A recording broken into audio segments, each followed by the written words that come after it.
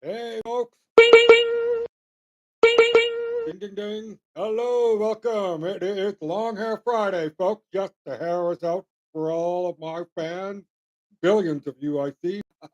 Anyways, yes, it is Friday. It's late in the afternoon. The sun is starting to get down. And yes, here we are today enjoying a fabulous cold day in Vanderhoof. The town was a little busy. For being a small town, it certainly feels like a big city someday. Anyways,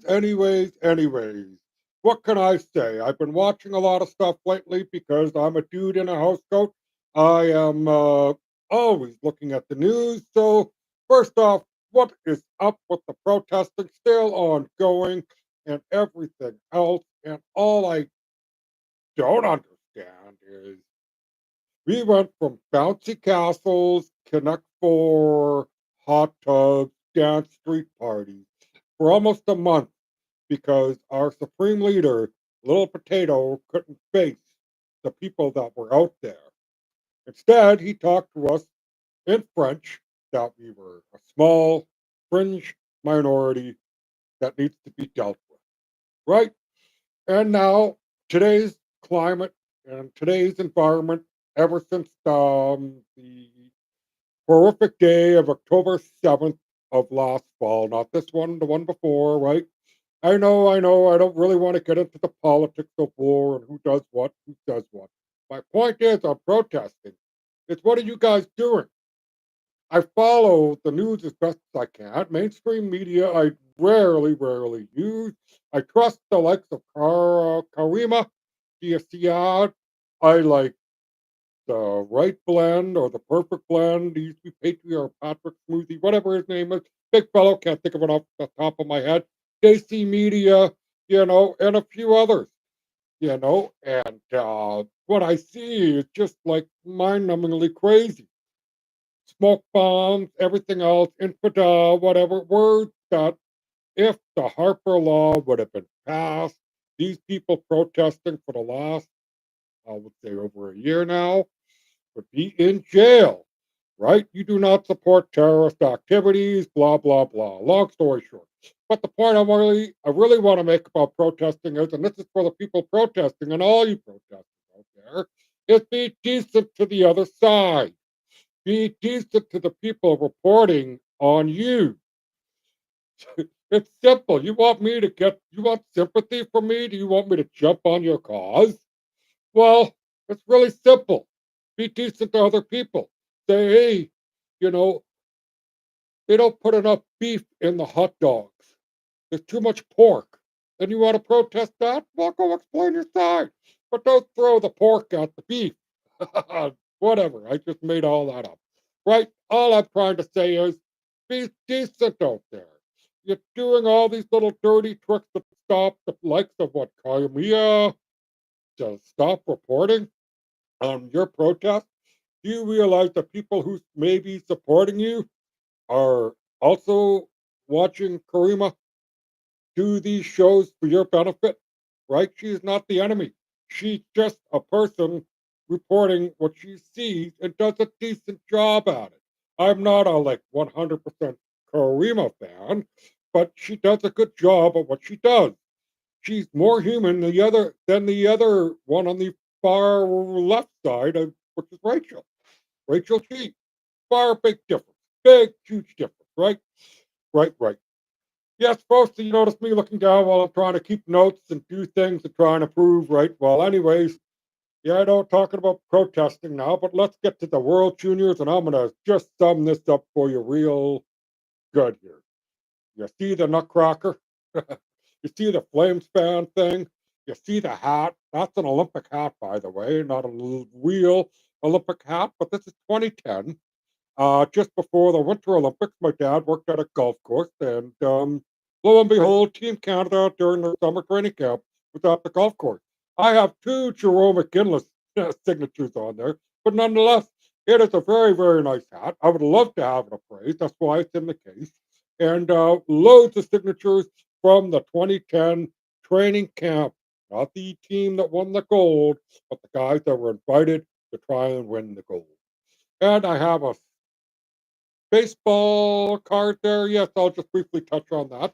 A long time ago in my youth, as you can believe it, that was last century.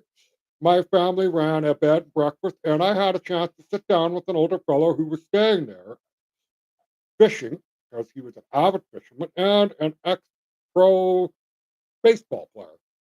We had a good chat, but I think he left the conversation with me thinking that I was not really believing him that he played baseball. He sent me a letter and the card and signed it. Kind of cool, right? And thought I lost that card, but thankfully my mom found it, and it is in the display case.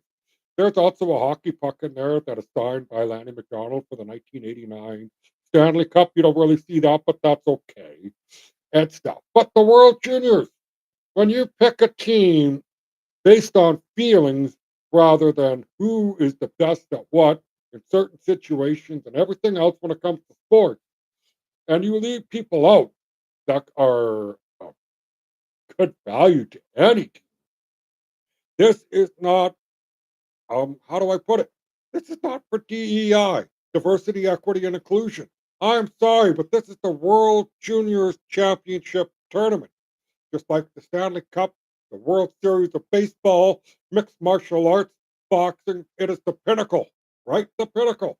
You don't, oh, well, we got to include this person because he's from this part of the country, or we have to include this person because he identifies as a furry, right? Those things don't matter.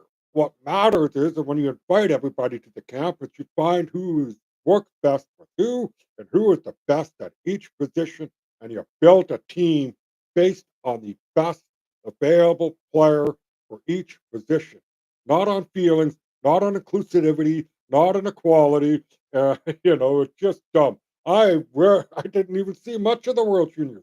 I'm a hockey junkie, and I did not watch one full game after I seen what they've done with a few young players that were deserving of it. And a shout out to those that were cut.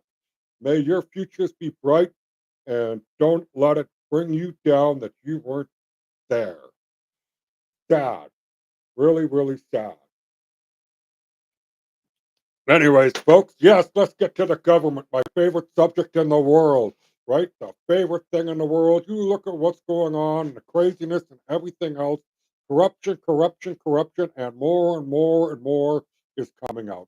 Again, like my last episode, Andy Lee is somebody you people need to look up on X. I know I don't have it put up there or whatever, but Andy Lee, blonde lady, special rapporteur, hangs out with Ezra Levant. There might still be associated, I'm not positive. But yes, go check out her stories. There's Mark Nixon on X, excellent reporter. Just did a good thing on Peter Julian for blocking people on X on his public official account as a government MP. He should be keeping it open. Nothing Mark did was wrong. Shout out to Mark. You got a great show, man. Love you. Anyways, all these things in the government, the corruption, the scandals, and the mess that we have, right? The dude still trying to, the dude is me. Sorry. Justin Trudeau is not a dude. Not a dude as cool as the Lebowski dude, cool, but he is not a dude. He is whatever he is. I would like to consider him a male succubus, right? And after reading today's news this morning, I had a chuckle because somebody in the States who I like has a podcast or makes videos like I'm doing right now. And he stated that in the state of New Jersey, the qualifications to teach is that you only have to read or be able to read and do math at a grade six level to qualify to teach in New Jersey. Think about that one. It's already at a low standard, in my opinion. Maybe it is the norm. I have no idea. I did not study to be a teacher, but I'm pretty sure they need to read better than grade six. Right? It is sad, but it hit me right in the noggin. The whole thing was smoking, the hair was standing upright. Justin Trudeau has a future now.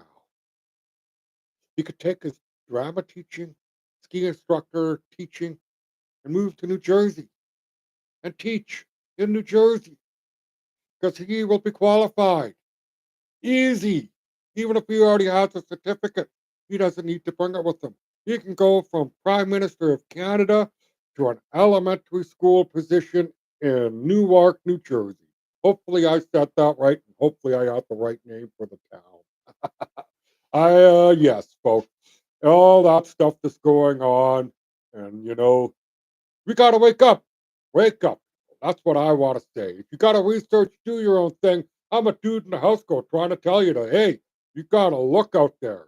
There are big things that you need to look at and realize that are affecting your life before it's too late. I don't really want to discuss the issues that are facing Europe at the moment with what I've been seeing, especially the UK, Sweden, and a few other places. But women in those areas are being bothered by worldly men that are not from their country, taking advantage of the better halves of humanity because of the lax laws, such as in Canada or in the UK, or the cover ups that are happening in Ontario with the grooming gangs and in the UK with all those other things. It is sad. I want to say that, ladies, the candle is for you. If you watch my show, if you are missing a loved one or anything, tragedies such as the vaccine injury or whatever it may be, you're feeling down. This candle represents a lot of things for me that I want to share with you. And when you see that candle lit, just know that my thoughts and prayers are with any of you that are having any kind of issues in your life. Okay. That is positive vibes and more positive vibes. That's all I will have to say. Shout out to Dan Hartman. I hope you are one day closer to justice for your son. That is one of the biggest reasons why I am lighting this candle. Because, well, it's a good thing. The man lights a candle every day for his own son. Because his son died of the vaccine injury. A U.S. pathologist coroner has basically come to the assertion that the COVID vaccine, I believe from Pfizer, killed his son approximately 30 days after the injection. Again, folks, I am not, the de facto of information, nor, whatever. This is like information I'm sharing because it's kind of common knowledge in a way. Whatever else. I'm just saying, go research, go look it up, go look on X and go look up Sean Hartman's name, and you will come across the tragic story of what the father's trying to do. Just like so many other people out there that are trying to do better for themselves, trying to find an answer, whatever, right? Trying to get the justice. They need our support.